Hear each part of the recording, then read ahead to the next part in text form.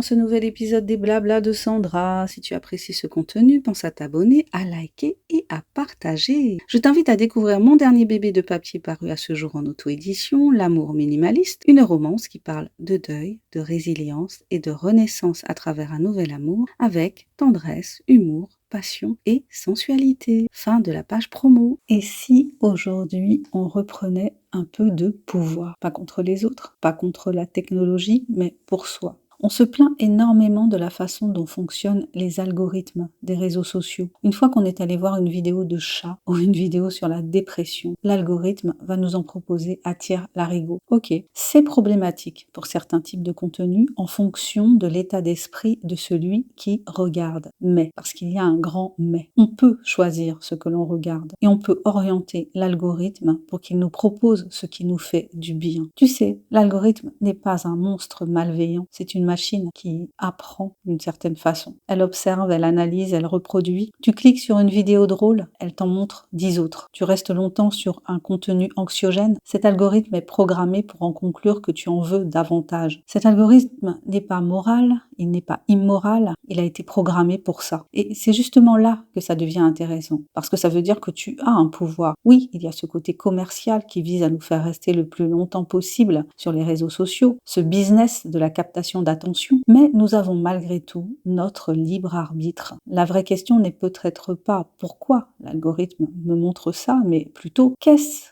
que je lui demande finalement de me montrer. Si tu passes 20 minutes à regarder des polémiques, tu entraînes ton fil d'actualité à devenir conflictuel. Si tu t'arrêtes sur des vidéos inspirantes, éducatives, apaisantes, tu entraînes ton environnement numérique à devenir plus constructif. C'est un peu comme nourrir un animal. Tu connais cette fable. Tu nourris le loup de la colère, il grandit. Tu nourris le loup de la curiosité, de la joie, de l'apprentissage, il grandit aussi. On peut voir l'algorithme comme une sorte de miroir, amplificateur. Bien sûr, tout n'est pas si simple. Quand on ne va pas bien, on a tendance à consommer des contenus qui correspondent à notre état. On cherche à comprendre, à se reconnaître, à se sentir moins seul et parfois ça peut enfermer. Mais là encore, il y a un choix, même minuscule. Choisir de scroller un peu moins, choisir de cliquer sur un contenu différent, choisir d'appuyer sur « pas intéressé », choisir de s'abonner à des comptes qui élèvent plutôt que à des comptes qui divisent.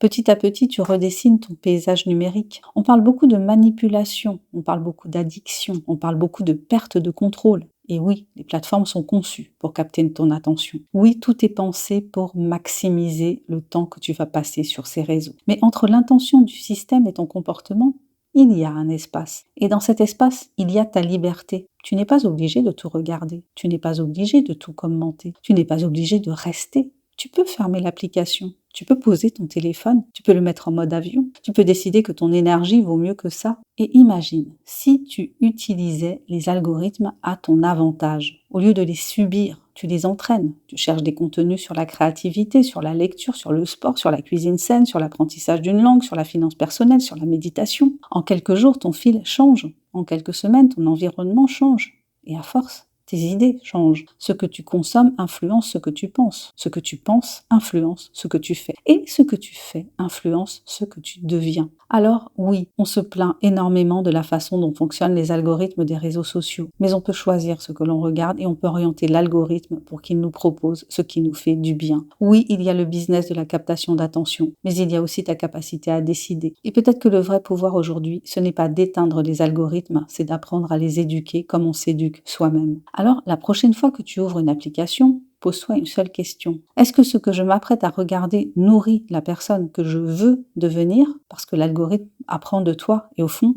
c'est toi qui lui enseigne qui tu es. Merci d'avoir écouté cet épisode des Blabla de Sandra. Si tu as aimé cette réflexion, n'hésite pas à partager ce podcast et à me dire quel est ton point de vue sur la question. Je te dis à très bientôt pour un nouvel épisode des Blabla de Sandra. Allez, abonne-toi, commente si tu l'oses, like et partage. Et pense à découvrir mon dernier bébé de papier paru à ce jour, L'amour minimaliste, une romance qui parle de deuil, de résilience et de renaissance à travers un nouvel amour avec tendresse, humour, passion et sensualité.